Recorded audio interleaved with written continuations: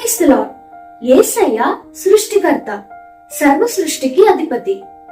ఆకాశము సింహాసనముగా, భూమిని పాదపీఠముగా కలిగిన గొప్ప దేవుడు.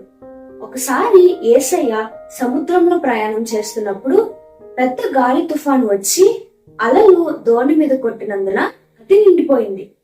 ఆ సమయానికి యేసయ్య దోణిలో విశ్రాంతి తీసుకుంటున్నారు.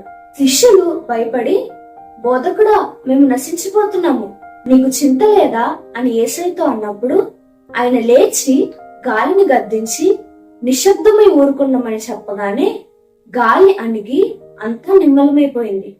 చూసారా, గాలి, తుఫాను, సముద్రం, నీరు అన్ని యేసయ్యకు లోబడ్డాయి.